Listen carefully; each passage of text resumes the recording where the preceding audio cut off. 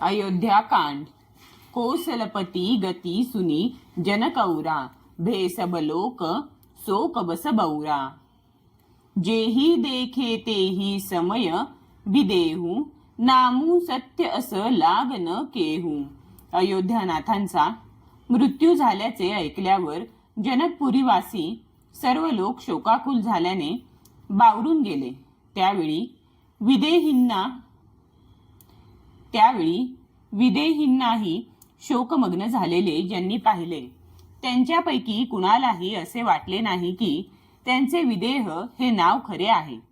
राणी कुचाली सुनत नरपालही, सुझन कछु जसमनी बिनु ब्यालही। भरतराज रघुबर बनबासू, भा मिथिलेसही हृदय हरासू। राणीचे दुष्टाचरण ऐकून जनक राजांना काही सुचेना। ज्याप्रमाणे मण्याविना सापाला काही सुचत नाही, त्याप्रमाणे नंतर भरताला राज्य व रामचंद्रांना वनवास दिल्याचे ऐकून मिथिलेश्वर जनकांच्या मनाला फार दुःख झाले। नृप बुझे बुध सचिव समाजू, कहू बिचारी उचित का आजू। समुझी अवध असमंजस दोऊ, चलिय की रहिय न कह कछु कोऊ। राजांनी विद्वानांना आणि मंत्रिमंडळाला विचारले की आज या प्रसंगी काय करणे योग्य आहे। अयोध्येची दशा समजल्यावर आणि दोन्ही प्रकारे मनात गोंधळ झाल्याचे पाहून जायचे की राहायचे याविषयी कुणी काही सांगितले नाही। नृपही धीर धरी हृदय बिचारी, पठये अवध चतुरचरचारी। बुझी भरत सती भाऊ कुभाऊ, आएऊ बेगी न होई लखाऊ। जेव्हा कुणीच स्वतःचे मत सांगितले नाही, तेव्हा धैर्याने विचार करून राजाने 4 चतुर गुप्तचरांना अयोध्येस पाठविले। त्यांना सांगितले की तुम्ही श्रीरामांविषयी भरताला सद्भाव आहे की दुर्भाव आहे याची माहिती घेऊन त्वरित परत या, पण सावध राहून कुणालाही तुमचा पत्ता लागू देऊ नका। 2 गये अवधचर भरत गती, बुझी देखी करतूती। चले चित्रकूटही भरतू, 4 चले 13 गुप्तचर अयोध्येला गेले आणि त्यांनी भरताची वागणूक व करणी पाहिली। भरत चित्रकूटाला जायला निघताच ते मिथिला नगरीस निघाले। दूतन्न आई भरत कई करणी, जनक समाज जथामती बरणी। सुनी गूर परिजन सचिव महीपती, भेसब सोच स्नेह बिकलती।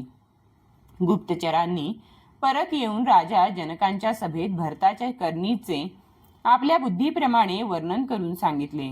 ते ऐकून गुरु, कुटुंबीय, मंत्री आणि राजा हे सर्व जण काळजीमुळे व प्रेमामुळे अत्यंत व्याकुळ झाले।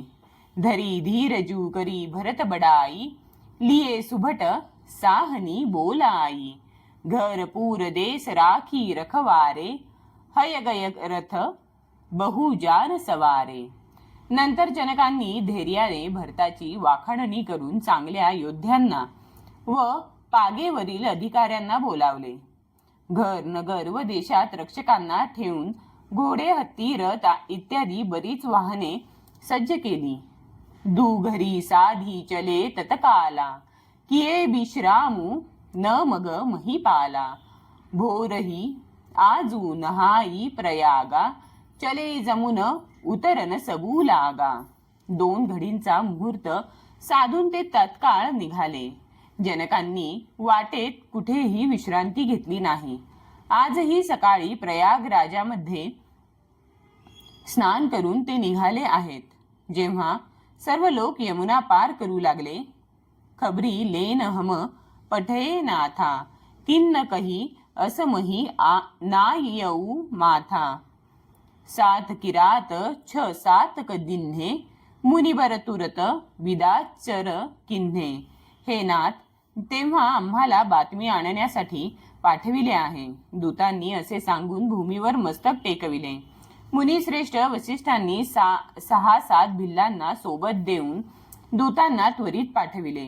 2 सुनत जनक आगवनु सबू हर्षेऊ अवध समाजू, रघुनंदनही सकोचू, बडसोच बिबस सूर राजू.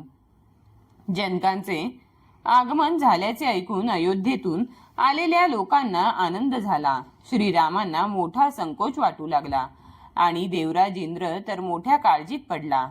गरई गलानी कुटिल कैकेयी, काही कहे केही दूषणू देई. असमन आणि मुदित नर नारी, भयऊ बहोरी रहब दीनचारी. कुटिल कैकेयी मनातून पश्चातापामुळे पार थिजून गेली. कुणाला सांगायचे व कुणाला दोष द्यायचा. दुसरीकडे सर्व नरनारी या कल्पनेने प्रसन्न झाले की बरे झाले, जनक आल्यामुळे आणखी 4 दिवस येथे राहणे होईल. एही प्रकारगत बासरसो, प्रात नहान लाग सबू कोऊ. करी मज्जनू पूजही नरनारी, गणपगौरी त्रिपुरारी तमारी. अशा प्रकारे तो दिवस निघून गेला. दुसऱ्या दिवशी सकाळी सर्वजण स्नान करू लागले. स्नान करून गणेश, गौरी, महादेव व भगवान सूर्य यांची सर्वांनी पूजा केली. रमारमन पदबंदी बहोरी, बीनवही अंजुली अंचल जोरी. राजा रामू जानकी राणी, आनंद अवधी अवध रजधानी. नंतर लक्ष्मीपती भगवान विष्णूंच्या चरणांना वंदन करून हात जोडून व पदर पसरून विनंती केली की श्रीराम हे राजा व जानकी राणी होवोत. राजधानी अयोध्या ही आनंदाची परिसीमा होऊन सुबस बसऊ फिरी सहित समाजा. भरतही रामू करहू जुबराजा, एही सुखसुधा सिंची सबकाहू. देव देऊ जग जीवन लाहू. सर्व समाज सुखाने नांदो आणि श्रीराम भरताला युवराज पद देवोत. हे देवा, या सुखरूपी अमृताचे सिंचन करून सर्वांना या जगात जगण्याचा लाभ द्या. 2 गूर समाज भाईन सहित राम राजू पुर होऊ. अचत राम राजा अवध मरिय माग सबू कोऊ.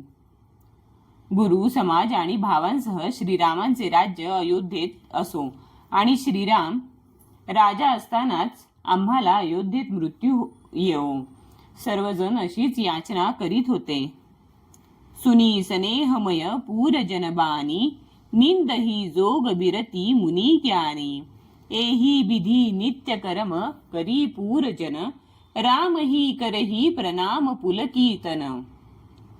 अयोध्यावासियांची ती प्रेमळ वाणी ऐकून ज्ञानी मुनी सुद्धा आपल्या योग साधनेची व वैराग्याची निंदा करू लागले.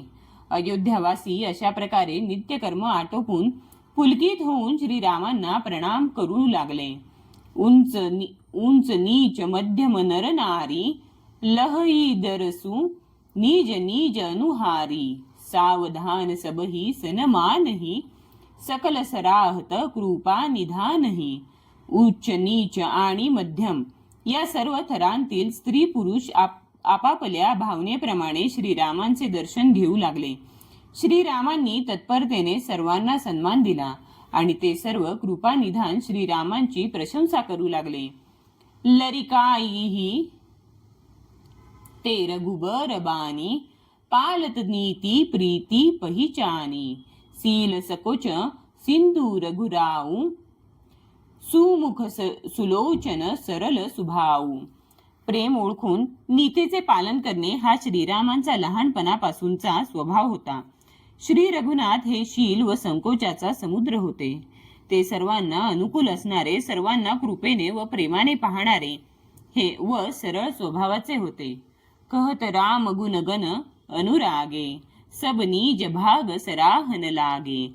हम सम पुण्य पुंज जग थोरे, जिन्नही रामू जानत करी मोरे. श्रीरामांचे गुण सांगताना सर्व लोक प्रेममग्न झाले आणि जगात आमच्यासारखे पुण्याची मोठी कमाई असणारे फारच थोडे आहेत ज्यांना श्रीराम आपले मानतात असे म्हणून ते आपल्या भाग्याची प्रशंसा करू लागले. दो प्रेम मगन तेही समय सबसुनी आवत मिथिलेसु सहित सभा संभ्रम उठेऊ रविकुल कमल दिनेसु. त्यावेळी सर्व लोक प्रेम मग्न झाले होते. एवढ्यात मिथिलापती जनक येत आहेत असे ऐकताच सूर्यकुल रूपी कमलासाठी सूर्य असलेले श्रीरामचंद्र सभेसह आदराने त्वरित उठून उभे राहिले. भाई सचिव गूर पूर जनसाथा आगे गवनु किन्न रघुनाथा गिरीवरु दीख जनकपती जबही करी प्रणामू रथ त्यागेऊ तबही. श्री रघुनाथ बंधू मित्र, श्री रघुनाथ बंधू मंत्री गुरु व पूरवासी यांना घेऊन जनकांच्या स्वागतासाठी निघाले. जनकांनी पर्वतश्रेष्ठ कामदनाथाला पाहिले तेव्हाच ते प्रणाम करून रथातून उतरले व पायी चालू लागले. रामदरस लालसा उछाहू पथ श्रमलेसु कलेसु न काहू मनतः जह रघुबर वैदेही बिनु मनतन दुख सुख सुधी केही. त्यांना श्रीरामांच्या दर्शनाची लालसा व उत्साह असल्यामुळे प्रवासाचा क्षीण व कष्ट वाटत नव्हते. जेथे श्रीराम व जानकी आहेत तेथे त्यांचे मन लागले होते. मनाविना शरीराच्या सुखदुःखाची जाणीव कुणाला असते. आवत जनकू चले एही भाती सहित समाज प्रेम मती माती आये निकट देखी अनुरागे सादर मिलिन परस्पर लागे. अशा अवस्थेमध्ये जनक राजा येत होते. सर्व मंडळींच्या बरोबर त्यांची बुद्धी प्रेमात गुंग होऊन गेली होती. ते जवळ आल्याचे पाहून सर्वांच्या प्रेमाला भरते आले आणि ते आदराने परस्परांना भेटू लागले.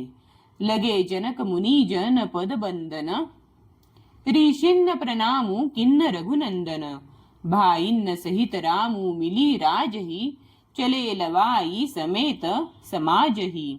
जनक वशिष्ठादी मुनींच्या चरणांना वंदन करू लागले आणि श्रीरामचंद्रांनी जनकपुरीच्या शतानंदादी ऋषींना प्रणाम केला. नंतर श्रीराम भावांसह जनकांना भेटले आणि सर्वांना आपल्या आश्रमाकडे घेऊन येऊ लागले. आश्रम सागर शांत रसपूर्ण पावन पाथू सेन मनहू करुणा सरित लिये जाही रघुनाथू. श्रीरामांचा आश्रम शांत रसरूपी पवित्र जलाने पूर्ण भरलेला समुद्र होता. जनकांचा समाज जणू करुण रसाची नदी होती आणि आश्रमरूपी शांत रसाच्या समुद्राला भेटायला श्रीराम तिला घेऊन निघाले होते. बोरती ज्ञान विराग करारे बचन ससोक मिलत नदनारे सोच उसास समीरती तरंगा धीरज तट तरुबर करभंगा. या करुणा नदीला इतका पूर आला होता की तिने ज्ञान वैराग्य रूपी तटांना बुडून टाकले होते. शोकपूर्ण बोलणे म्हणजे नद्या व ओढे होते ते या नदीस मिळत होते आणि चिंतापूर्ण दीर्घ श्वास हवेच्या झोतांनी उसळलेल्या लाटा होत्या. त्या धैर्यरूपी किनाऱ्यावरील उत्तम वृक्ष उपटून टाकीत होत्या. विषम विषाद तोरावती धारा भयभ्रम भवर अबर्त अपारा केवट बूध विद्या बडी नावा सकही न खेई एक नहीं आवा. भयानक शोक हा या नदीतील प्रचंड प्रवाह होता. भय व भ्रम हे त्यामधील असंख्य भोरे व चक्रे होती. विद्वान हे नावाडी होते व विद्या ही मोठी नौका होती, परंतु ते ती चालवू शकत नव्हते. कुणाला तिचा अंदाजही येत नव्हता. बनचर कोल किरात बिचारे थके बिलो की पथिक ही हारे. आश्रम उदधी मिली जब जाई मनहू उठेऊ अंबुधी अकुलाई. वनात फिरणारे बिचारे लोक किरात हे प्रवासी होते. ते ती नदी पाहून मनातून खचले होते. ही करुणा नदी जेव्हा आश्रम समुद्रास येऊन मिळाली तेव्हा जणू तो समुद्र उसळू लागला. शोक बिकल दोऊ राज समाजा, रहा न ज्ञानू न धीरजू लाजा, भूप रूप गुण सीरस राही, रोवही शोक सिंधू अवगाही. दोन्हीही राज समाज शोकाकुल झाले होते. कुणाला ज्ञान राहिले नाही, धैर्य राहिले नाही, की लज्जाही राहिली नाही.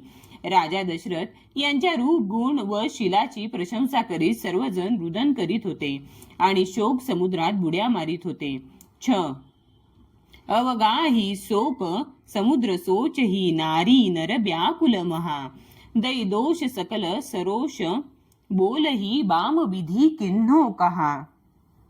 सूरसिद्ध तापस जोगी जन मुनी, देखी दसा विदेह की, तुलसीन समरथू कोऊ जो तरी, सकै सरित स्नेह की. शोक समुद्रात बुड्या मारणारे सर्व स्त्री पुरुष चिंतेने व्याकुळ झाले होते. ते सर्वजण विधात्याला दोष देत क्रोधाने म्हणत होते की प्रतिकूल दैवाने हे काय केले. तुलसीदास म्हणतात की देवसिद्ध तपस्वी योगी व मुनिगण यांमध्ये कोणीही असा सामर्थ्यशाली नाही की जो त्या प्रसंगी राजा विदेहाची दशा पाहून प्रेमाची नदी पार करू शकेल. सो किये अमित उपदेश, जहतह लोगन्ह मुनी बरन्ह, धीरजू धैर्य नरेश कहे उ, वसिष्ठ विदेहसन. जेथे तेथे श्रेष्ठ मुनींनी लोकांना असंख्य उपदेश दिले आणि वसिष्ठांनी विदेह जनकांना म्हटले की तुम्ही धीर धरा. जासू ज्ञानू रवी भवनिसी नासा, बचन किरण मुनी कमल विकासा. तेही की मोह ममता नि अराई, यह सीय राम स्नेह बडाई. ज्या राजा जनकांचा ज्ञानरूपी सूर्य जन्म मरण रूपी रात्रीचा नाश करतो आणि ज्यांची वचनरूपी किरणे ही मुनिरूपी कमलांना प्रफुल्लित करतात, त्यांच्याजवळ मोह व ममता हे फिरकू शकतील काय. परंतु हा सीतारामांच्या प्रेमाचा महिमा आहे.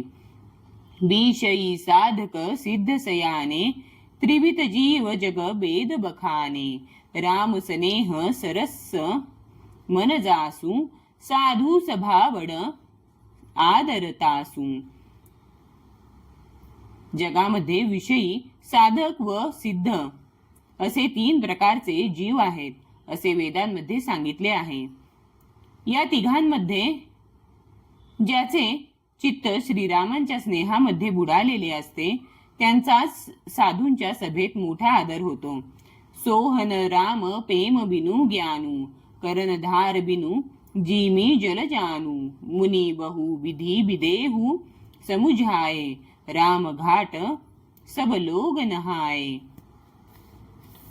ज्याप्रमाणे नावाड्या विना जहाज चालत नाही, त्याप्रमाणे श्रीरामांच्या प्रेमाविना ज्ञानाला शोभा नाही.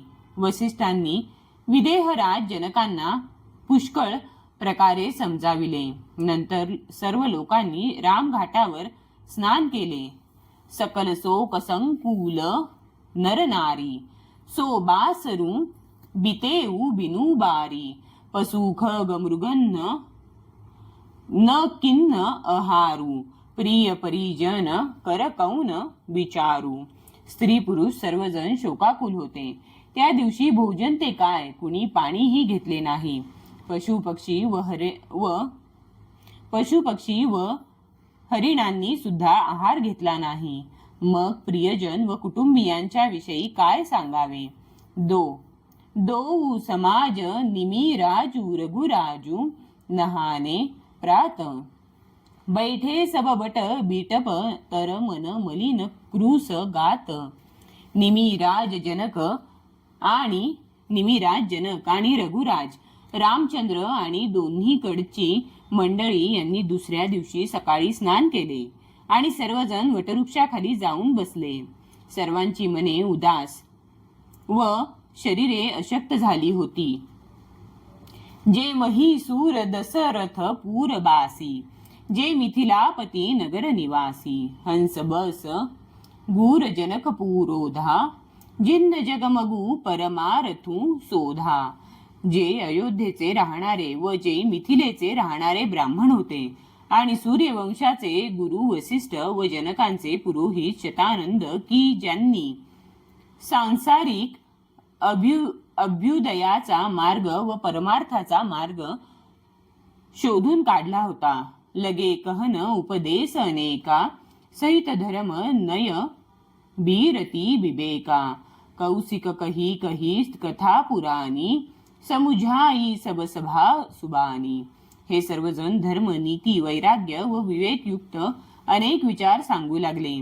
विश्वामित्रांनी प्राचीन कथा सर्व सभेला सुंदर वाणीमध्ये समजावून दिल्या. तब रघुनाथ कौशिकही कहेऊ नाथ काली जल बिनु सबू रहेऊ. मुनी कह उचित कहत रघुराई गयऊ बीती दीन पहर अढाई.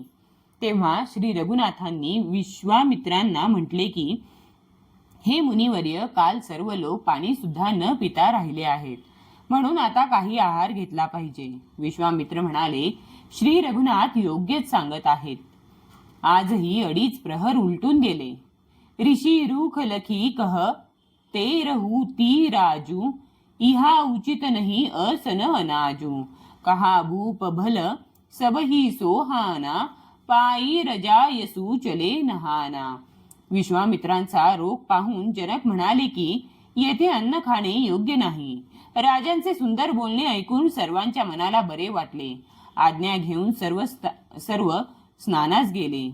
2 तेही अवसर फल फूल दल मूल अनेक प्रकार लई आये बनचर विपुल भरी भरी कावरी भार. त्याच वेळी अनेक प्रकारची पुष्कळ फळे फुले पाने मुळे इत्यादी पदार्थांच्या कावड्या व ओझी घेऊन कोल किरात हे वनवासी लोक आले. कामदभे गिरी राम प्रसादा अवलोकत अपहरत विषादा. सर सरिता वनभूमी विभागा जनु मगत आनंद अनुरागा. श्री रामचंद्रांच्या कृपेमुळे सर्व पर्वत मनोवांछित वस्तू देणारे बनले. केवळ दर्शनानेच ते सर्व दुःखांचे हरण करीत.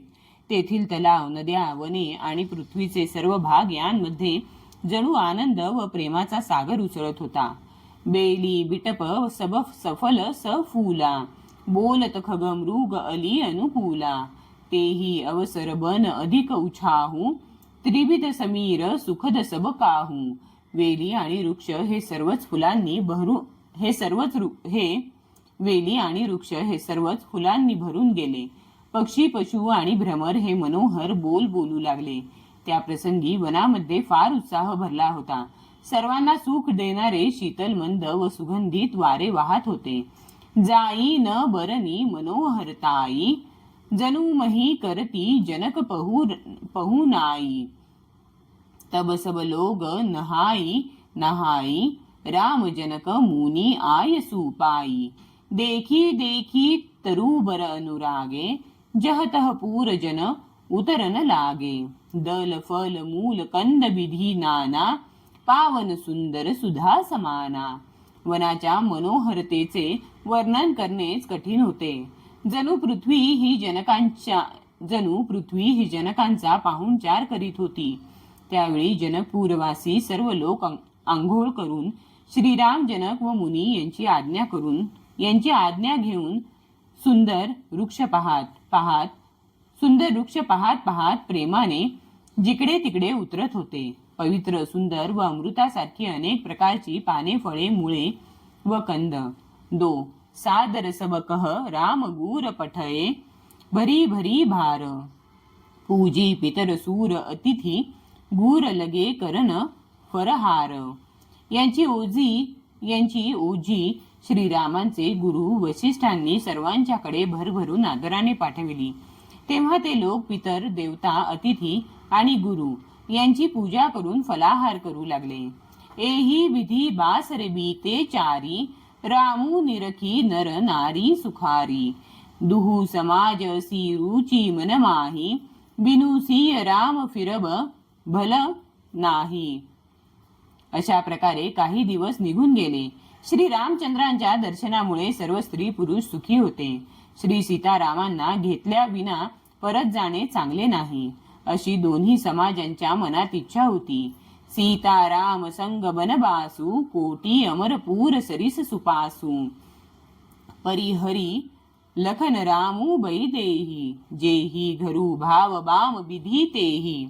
श्री सीतारामांच्या सोबत वनात राहणे म्हणजे कोट्यवधी देवलोकांमध्ये निवास करण्याजोगे सुखदायक होते. लक्ष्मण, श्रीराम व जानकी यांना सोडून ज्यांना आपले घर बरे वाटते, दैव त्यांच्या विरुद्ध आहे असे समजावे. दाहिन दईऊ होई जव सबही राम समीप बसिय बन तबही मंदाकिनी मज्जनु तिहू काला राम दरसू मुद मंगलमाला. जेव्हा दैव हे सर्वांना अनुकूल असेल तेव्हा श्रीरामांच्या जवळ वनात निवास घडू शकतो. मंदाकिनीचे त्रिकाळ स्नान, आनंद व मांगल्याची रास असलेले श्रीरामांचे दर्शन. अटनु राम गिरी बन ताप सथल अटनु राम गिरी बन ताप सथल असनु अमिय समकंद मूल फल सुख समेत संबत दुई साता पल सम होही न जनी अही जाता. श्रीरामांचा कामदनाथ पर्वत अटनु रामगिरी बनवताप सथल असनु अमीय सम कंद मूल फल सुख समेत संबत द्वी साता पल सम होही न जनी अही जाता. श्रीरामांचा कामदनाथ पर्वत वने व तपस्व्यांच्या स्थानांतून फिरणे आणि अमृता समान मधुर कंदमुळे व फळांचे भोजन अशा सुख सोहळ्यात 14 वर्षे पळासारखी निघून जातील. केव्हा गेली कळणारही नाही.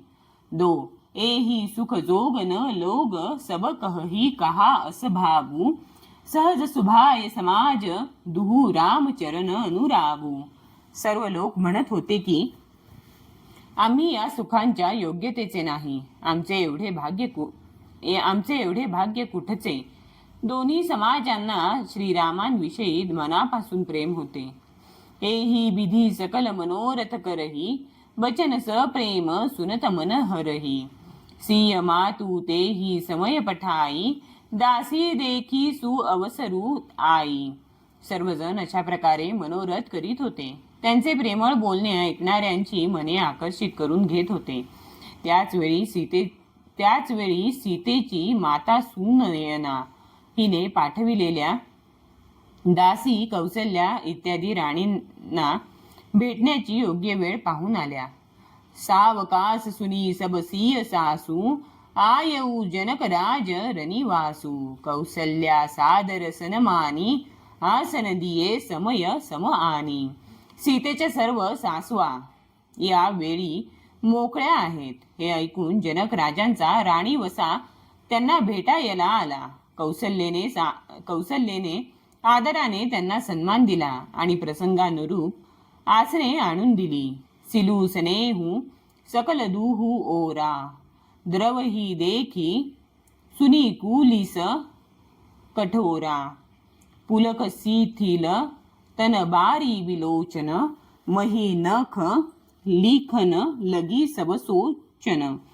दोन्ही बाजूच्या सर्वांचे वागणे आणि प्रेम पाहून आणि ऐकून कठोर वज्र सुद्धा वितळून जात होते. त्यांचे देह पुलकित व प्रेम विव्हल झाले होते. नेत्रांतून दुःखाचे व प्रेमाचे अश्रू भरले होते. सर्वजणी आपल्या पायांच्या नखांनी जमीन उकरत विचार करीत होत्या. सबसीय राम प्रीती की सी मूरती जनु करुणा बहु बेश बिसुरती सिय मातू कह विधी बुधी बाकी जो पय फेनू फोर पबी टाकी. त्या सर्व श्री सीतारामांच्या प्रेमाच्या मूर्ती होत्या. जणू प्रत्यक्ष करुणाच अनेक रूपे धारण करून स्पुंदत होत्या. सीतेची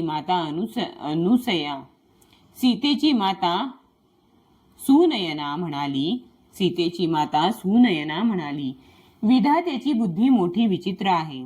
ती दुधाच्या फेसासारख्या कोमल वस्तूला वज्रासारख्या छिन्नीने फोडत आहे. कोमल व निर्दोष लोकांवर संकटे घालत आहे.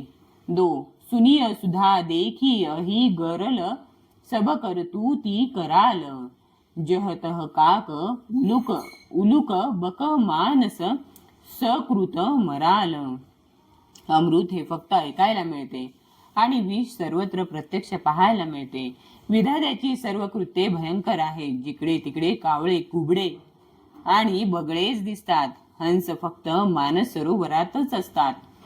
सुनीस सोच कह देवी सुमित्रा, विधी गती बडी विपरीत विचित्रा. जो सृजी पालई हरई बहोरी, बाल केली सम विधी मती भोरी. हे ऐकून सुमित्रा दुःखाने म्हणाली की विधात्याची चाल मोठी विपरीत आणि विचित्र आहे. तो सृष्टी उत्पन्न करून तिचे पालन करतो आणि मग ती नष्ट करतो. विधात्याची बुद्धी बालकांच्या खेळासारखी अविचारी आहे. कौसल्या कह दोसू न काहू, कर्म विबस दुख सुख छती लाहू. कठीण कर्म गती जान विधाता, जो शुभ अशुभ सकल फल दाता. कौसल्या म्हणाली, दोष कुणाचाही नाही. दुःख सुख हानी लाभ या गोष्टी कर्माच्या अधीन असतात. कर्माची गती कठीण असते आणि फक्त विधाताच ती जाणतो. तो शुभ अशुभ अशा सर्वांची फळे देणारा आहे. ईसर जाई सीस सब ही के, उत्पत्ती थीती लय विषहू अमीके. देवी मोह बस सोचिय बादी, विधी प्रपंचू असं चलन अनादी. ईश्वराची आज्ञा सर्वांच्याच डोक्यावर आहे. उत्पत्ती स्थिती आणि लय व अमृत आणि विष हे सर्व त्याच्या अधीन आहेत. हे देवी, मोहाने दुःख करणे हे व्यर्थ आहे. विधात्याचा प्रपंच असाच अटळ व अनादी आहे. भूपती जी अब मरब उर आनी, सोचिय सखी लखी नीज हित हानी. सिय मातू कह सत्य सुबानी, सुकृती अवधी अवधपती राणी. महाराजांच्या मरण्या जगण्याची गोष्ट मनात आणून आपण जी चिंता करतो ती हे सखी. आपण आपल्या हिताची होणारी हानी पाहून ती ही सखी आपण आपल्या हिताची होणारी हानी पाहून स्वार्थामुळे करतो. सीतेची माता म्हणाली, तुमचे म्हणणे योग्य व सत्य आहे. तुम्ही पुण्यात्म्याची परिसीमा असणाऱ्या अयोध्यापती महाराज दशरथांच्याच महाराणी आहात. मग असे का म्हणणार नाही. लखनू रामू सिय जाहू, बन भल परिणाम न पोचू. गहबरी ही कह कौशिला, मोही भरत कर सोचू. कौसल्या दुःखी मनाने म्हणाली की श्रीराम लक्ष्मण सीतावनात गेल्याने त्याचा परिणाम चांगलाच होईल, वाईट नाही. मला काळजी वाटते भरताची.